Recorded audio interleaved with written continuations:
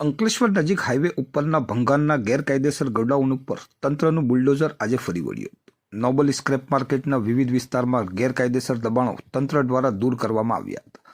અંકલેશ્વર નજીક હાઈવે ઉપર આવેલ વિવિધ સ્ક્રેપ માર્કેટો ઉપર તંત્ર દ્વારા તવાઈ બોલાવવામાં આવી હતી। આજે સવારથી જ અંકલેશ્વરના પ્રાંત અધિકારી, મામલતદાર, હાઈવે ઓથોરિટી તેમજ પોલીસ કાફલાની તૈનાતી વચ્ચે આડેધડ ઊભા થઈ ગયેલા ભંગારના ગોડાઉનો ઉપરાંત રોડ સાઇડમાં ઉપરના ભંગારના ઢગલાઓ સહિત અનેક દબાણો દૂર કરવાની કાર્યવાહી હાથ ધરાતા ભંગારના વેપારીઓમાં ફફડાટ વ્યાપી જવા પામ્યો હતો।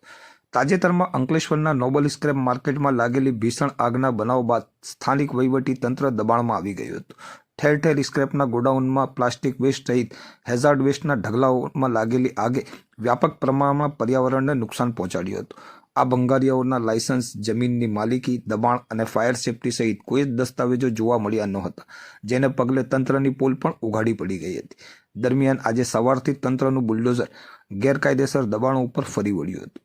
અમદાવાદના વસ્ત્રાપુરની ઘટના બાદ રાજ્યમાં અસામાજિક તત્વો સામે કડક કાર્યવાહીની ઝુંબેશ હાથ ધરવામાં આવી છે, જેના ભાગરૂપે ભરૂચ જિલ્લા પોલીસ દ્વારા પણ અસામાજિક તત્વો સામે કાર્યવાહી કરવામાં આવી રહી છે।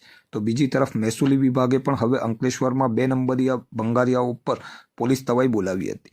અંકલેશ્વરના વાલિયા ચોકડીથી પાનોલી વચ્ચે હાઈવેને અડીને આવેલ ભંગારના ગોડાઉનોની બહાર રોડ સાઇડ ઉપર મુકાયેલા થોકબંધ ભંગારના દબાણોને આજે દૂર કરવાની કામગીરી તંત્ર દ્વારા હાથ ધરવામાં આવી હતી, જેને પગલે ભંગારના ગોડાઉન માલિકોમાં નાસભાગ મચી જવા પામી હતી। આજરોજ નેશનલ હાઈવે વાલિયા ચોકડીથી લઈને પાનોલી સુધી સરકારી જમીનો તથા નેશનલ હાઈવે પર આવેલા દબાણો હટાવવાની કામગીરી ચાલુ કરવામાં આવેલ છે અને આગામી દિવસોમાં રોડની બંને સાઈડ તથા સરકારી જમીનો પરના દબાણો દૂર કરવાની કામગીરી ચાલુ રહેશે।